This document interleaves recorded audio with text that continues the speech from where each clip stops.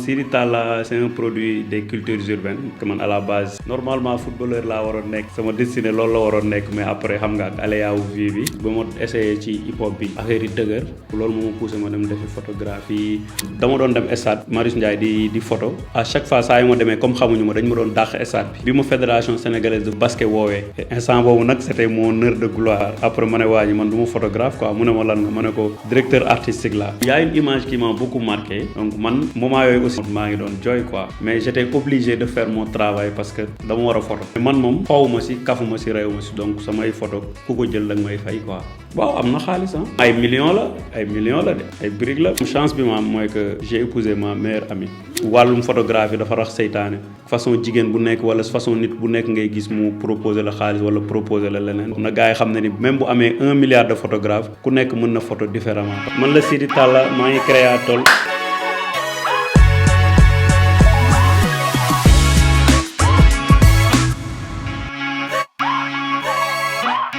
Bon, Siri Talla c'est un produit des cultures urbaines parce que man à la base nekkoon naa rappeur nekkoon graffeur après commencé rap tuuti bàyyi ko nekk producteur nekk beatmaker bokk naa si nga xamante ni man maay premier beatmaker sénégalais bu génn album 100% instrumental il y a 9 ans de cela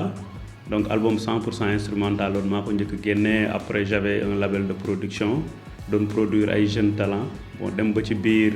après souvent dama doon am ay problème mu cover album wala ay photo donc de commencé woon def graphisme en même temps donc bi ma demee ba ci biir les problèmes que j'avais souvent pour avoir des photos pour defar samay cover moo ma poussé pour may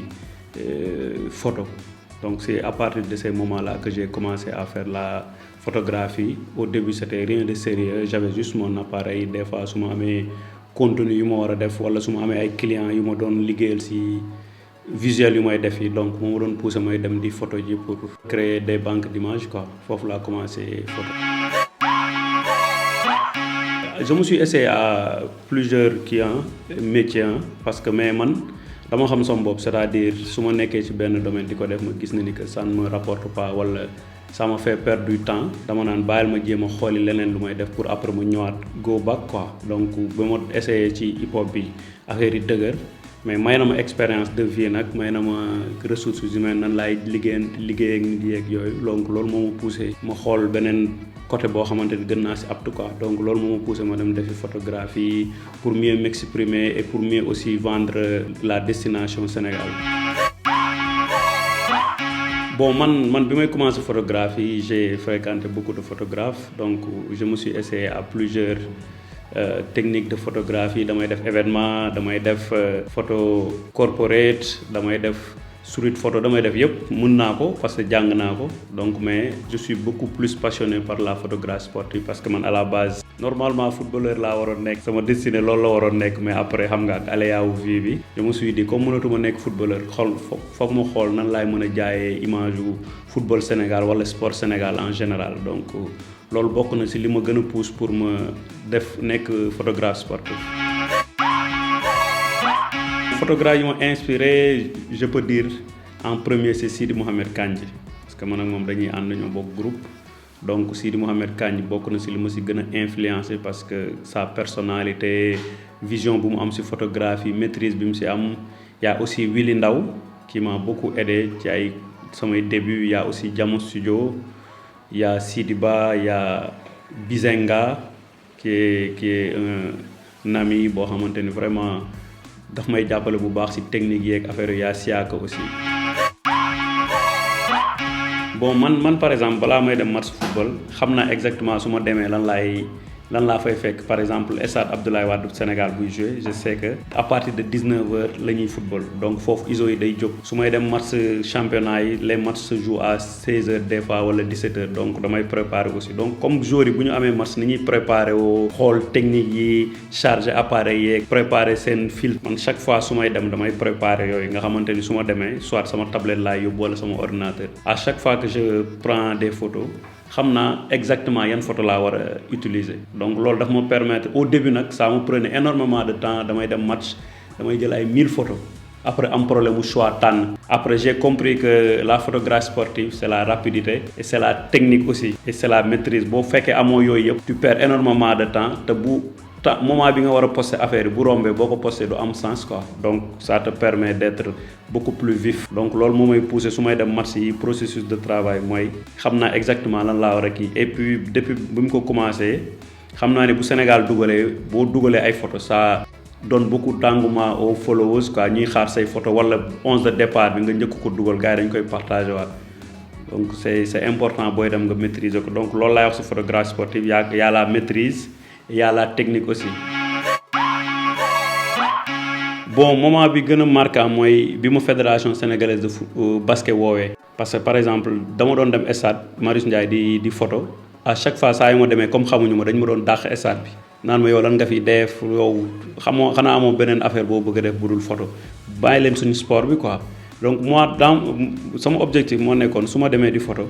naa fexe ba joueurs yi wala joueuses yi di jëlaat sama photo di ko partager waat donc en allant au stade dama doon préparer pour prendre les meilleures prises donc may def loolu ba joueuses yi ak joueurs yi di partager waat affaire yi waa fédération di ko gis ñu woo ma benn jour ne ma dañ bëggoon a liggéey ak yow quoi dañuy waaj a dem Coupe d'Afrique basket fële Rwanda est-ce que pare nga pour accompagner ñu instant boobu nag c'était mon heure de gloire après ma ne waa ji man du ma photographe quoi mu ne ma lan nga ma ne ko directeur artistique là mu ne ma lan mooy directeur artistique ma ne ko bon déjà équipe nationale bi amuñu charte graphique amuñu identité visuelle donc man en tant que directeur artistique foog ma defaraat identité visuelle fédération bi joueurs yi defal leen shooting créer leen banque d'images après accompagner leen pour créer contenu quoi donc moment yooyu nag bokk na ci li nga xamante ni moo ma gën a marqué et j'ai voyagé avec l'équipe au Rwanda def fa 12 jours couvrir match équipe nationale yëpp quoi loolu bokk na ci moment yi ma gën a marqué léegi beneen bi ci topp mooy c'était avec l'équipe nationale de football bi seen maillot yu bees yi ñëwee donc j'ai été contacté ñu laaj ma est-ce que j'étais prêt pour liggéey ak ñoom ci defal leen seen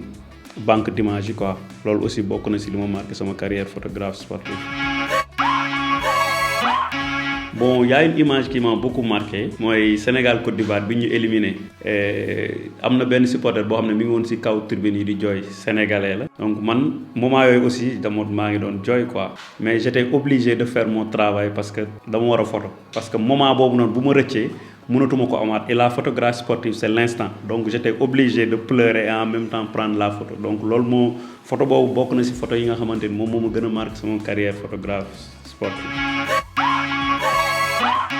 waaw dal na ma ci Coupe d'Afrique bi benn match Côte d'Ivoire c'était une belle photo quand l'action a débuté maa ngi naan yii bii moo nar a nekk sama meilleure photo ci Coupe d'Afrique bi donc j'ai mis toute mon énergie ci photo bi ma photo ba pare ñu mi-temps may dérocher photo bi di ko wër ma ñëw fekk photo bi flou donc moment boobu noonu j'étais tellement excité ci moment bi ma koy jël ba après je suis passé à côté quoi donc bu même loo am émotion maîtrise aussi baax na ci quoi nga xam exactement li ngay photo moo tax en photographie sportive c'est important de prendre les photos en rafale ça te permet de sécuriser les actions quoi. Bon fii il y a deux problèmes yu gars yi di am la plupart mooy déjà nit ñi reconnaissant wuñ ci liggéey donc da ngay photo rey sa bopp def lépp nit jël sa photo sans sa signature du la créditer donc ça nous crée beaucoup de problèmes mais man moom fawuma ci kafuma ci réewuma ci donc samay photo ku ko jël da nga may fay quoi donc par principe man boo jëlee sama image sans nga crédit ma da nga may fay quoi wala dama lay porter plainte. non mi c'est le procès en cours mais par principe man sama image nit waru ko jël quoi sans mu tàggu ma même code de la presse dana la nit boo jëlee photom sans nga tàggu ko da nga ko war a créditer donc créditer nit ñi c'est important donc souvent mooy problème yi ñu am ci côté photographie beneen bi mooy terrain yi souvent commissaire de match yi du ñu comprendre effort yi photographie di def pour couvrir les matchs ak affaire alors que boo demee ay Coupe d'Afrique déjà boo ñëwee di couvrir même Mauritanie bi mu fa demee di couvrir match Sénégal Mauritanie da ngay ñëw fekk fa internet ci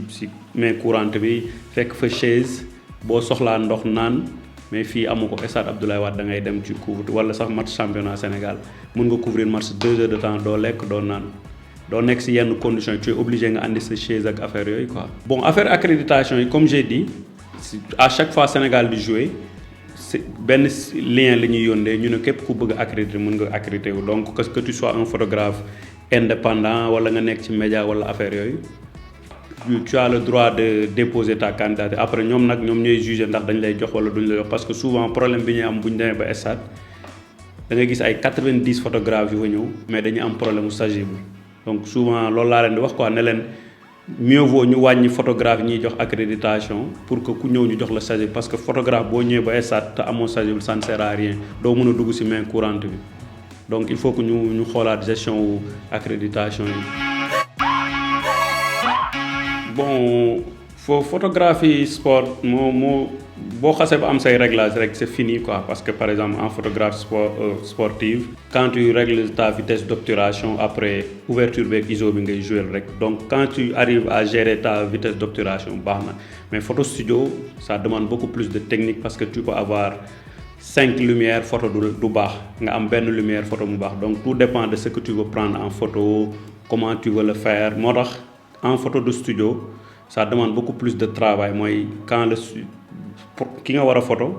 yan genre photo nga bëgg ak yooyu donc foog nga am sa benn fiche technique boo xamante ni ça te permet avant de shooter de savoir quel réglage faire ak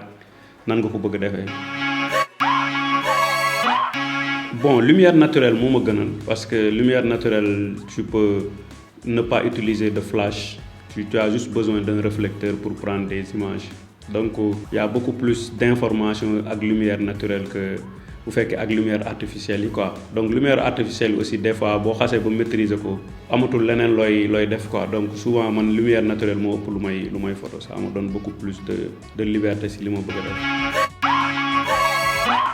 waaw am na xaalis pour man métier boo def am na xaalis parce que man du ma bàyyi sama jabar samay doom kër ga dem di photo di si neen nii quoi wala par passion donc ça nous rapporte de l'argent après nag ñaata mooy problème bi quoi déjà footballeurs yi fay ñu leen bu baax fii Sénégal donc chance bi ñu am mooy bu fekkee xam nañ la ci photographie sportive bu ay Sénégal di football ak yeneen dëkk yi di nga mën a jaay quoi parce que je me rappelle am na benn match Sénégal Algérie j'ai eu à vendre beaucoup de photos à un média algérien même Jaraaf bi ñu fi ñëwee doon jouer tamit club benn club bu ñu doon jouer bu jógoon Alger tamit jaayoon naa ay photos donc chance boobu la ñu am quoi yooyu ñooy gën a fay que bu fekkee championnat Sénégal.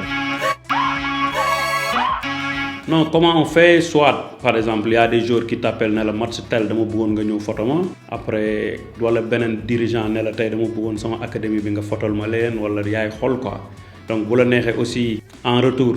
nga jaay ko ay journaux parce que fii bëri na ay médias yoo xam ne des fois dañuy soxla photographe sportif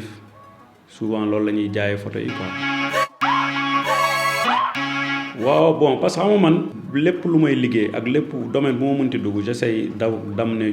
une touche maanaam ñu ràññee ni diwkat mi ngi ci participer positivement donc bi ma ñëwee j'ai vu que ni sport bi dafa am problème mu qualité d'image problème mu contenu yu baax parce que la plupart gars yi dañ doon copier-coller donc je me suis dit en tant que photographe sportif aussi comme dama bëgg ñu ràññee ma ci photographe sportif xaaral ma jéem a xool nan laay tegee benn média boo xamante ni c'est des collaborations man maay def par exemple photo yi man maay def montage bi après je collabore avec des gens qui écrivent pour moi mais à chaque numéro xam naa exactement lan laa war a def quoi donc magazine bi li ko andi mooy que j'avais un concept qui s'appelait temps mort dama doon invité benn jour local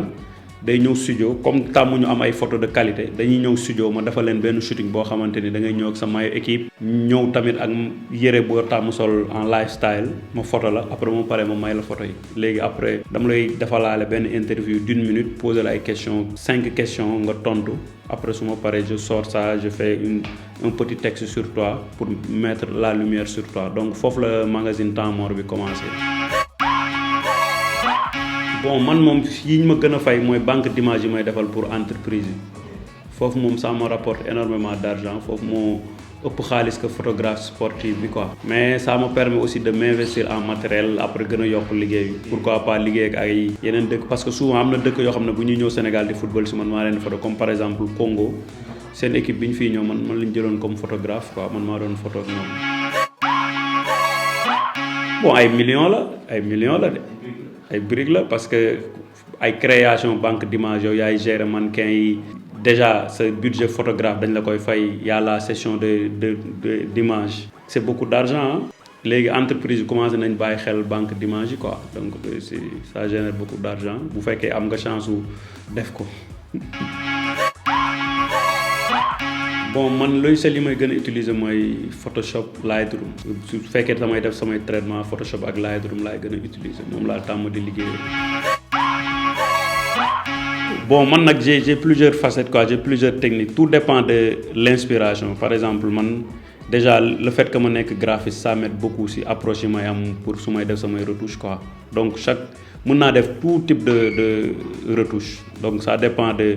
ce que je veux faire. Non man moom chance bi ma am mooy que j'ai épousé ma meilleure amie, donc en épousant ma meilleure amie xam naa exactement kan laa takk, moom it xam na kan lay sëyal quoi. Donc nous artistes aussi c'est important de se tenir un langage de vérité ak ki ngay sëyal, mooy c'est-à-dire mu xam yow la kan ak ban genre liggéey. Donc par principe aussi am na yenn photo yoo xamante ni du ma ko def quoi pour ne pas andil sama bopp problème sama ménage. Donc c'est important d'avoir de l'éthique. du client bu ñëw rek nga liggéey ak moom du foo xëy rek dem quoi. Donc un couple aussi il faut le gérer bu fekkee bëgg nga sa carrière yàgg. Donc sëyuñu ak ay dof ay nit la ñuy sëyal. Donc lépp dañ koy waxtaanee et la plupart du temps gars yi seen problème li koy andi mooy du ñu waxtaan ak ki ñuy sëyal et souvent c'est risqué et wàllum photographie dafa rax seytaane. Façon jigéen bu nekk wala façon nit bu nekk ngay gis mu proposer la xaalis wala proposer la leneen, donc boo ci amul éthique mën na la yàqal quoi. ñu ngi sant yàlla daal bi ñu see ki nga xamante ni mi ngi ñuy comprendre. Bon ça signifie beaucoup de choses, ça signifie déjà que moom xam na liggéey bi may liggéey, xam na ni que matériel daf ci am solo, xam na ni que investissement aussi daf ci bokk quoi. Mais c'est un cadeau qui m'a fait énormément plaisir parce que appareil bon est-ce que peut-être bi ma doon nelaw di ko gént est-ce que du daf ko dégg samay gént wala genre affaire yooyu, mais en tout cas cadeau bu ma neex la quoi. maa ngi ko ci sant di ko ci gërëm. Bon bien sûr man nag je suis très open sama gàlle sama doom yi dañuy jàng macha allah et puis xale yi ñoom d'habitude li seen papa di def la ñuy bëgg a def au début parce que instant yi xale lañ xàmmee guñu bu baax, donc dama koy bàyyi mu may topp di ànd ak man def li mu bëgg a def pour le moment parce que instant yi mënagoo ko orienter ci quoi que ce soit, da nga koy bàyyi mu libre ba mu màgg nga mën a wax ak moom quoi, jox ko ay orientation. Mais pour le moment dama koy bàyyi muy ànd ak man parce que il est passionné de football, il est passionné de photographie et de culture générale. Bon message bi may wax déjà les autorités yi ngànk sport mooy que nit ñi bu ñuy kaas seen droit bu ñu jàpp ni nit ñi dañuy kaas pour kaas rek, bu ñu liggéeyee ak nit ñi war leen a fay nañ leen fay parce que aussi munoo déplacer nit liggéey loo ko après doo ko fay quoi. Donc c'est important que aussi Sénégal ñoo dàq kaas mais ku kaas sa droit duñ la faale, donc on a ce problème là, amul démocratie quoi. Man par exemple dafay am ay affaire yoo xam ne dama koy bëgg kaas sax ñu ne ma non yow li ngay kaas dafa bëri, mais loo xamante ni du yoon dañ ko war a kaas. Et pour que affaire yi jaar yoon aussi c'est important nit ku nekk respecter sa morom quoi. Et l'autre message que je lance aux jeunes photographes c'est de croire en eux ba pare am originalité, parce que loolu laa chaque jour. Léegi photographie métier bu xew la parce que y a 10 ans wala 15 ans c'était un métier sous-coté, kenn bëgguloon sa mbokk nekk photographe wala affaire yooyu, mais léegi gis nañ ni photographe ñi ngi dawal oto, ñi ngi xam nga am xaalis, ñi ngi voyager fu nekk. Man par exemple photographe dem tax na ma dem fu nekk ci àdduna bi, mais loolu li ma ko may yooyu yëpp c'est de l'originalité ba pare gëm sama bopp. Donc c'est important boo nekkee ci benn métier nga gëm sa bopp ba pare nga am originalité. Le secret du partage mooy xam-xam moom comme benn paa nu ma ko doon waxee, boo yoroon 100 francs nga séddoo ko ak ñaari nit day jeex, mais xam-xam moom boo koy mayee wala di ko partager day gën a bëri. Donc man j'ai appris beaucoup de choses ci partage, donc ñi ma jàngal aussi dañ partager ak man, donc man je me vois mal ma toog war a jàppale nit partager ak moom xam-xam bañ ko def quoi. Donc man fu ñu ma fekk damay waxtaan ci xam-xam, donc c'est important créatif ngay waxtaan ak ku nekk parce que man sama environnement proche moo may inspirer la plupart du temps. Bon c'est bien de faire parler les gens parce que nit ñi dañu war di wax, partage expérience aussi am na solo parce que même bu dee benn nit moo ñuy suivre on inspire des gens quoi. Donc c'est important souvent de parler de notre parcours ak wax suñu fi ñu jaar, parce que aussi li may ñaax booy ku jàng dina am solo trop ci métier bi parce que boo jàngee ça te permet d'être beaucoup plus structuré, d'être beaucoup plus ordonné quoi. Donc bii créatif na gars yi créatif, na gars yi gëm seen bopp, na gars yi xam ne ni même bu amee 1 milliard de photographes ku nekk mën na photo différemment parce que nit ñi bokkuñu ni ñuy gisee, bokkuñu tamit li ñuy yëg. Sidi Talla, Highlight Studio, One Love.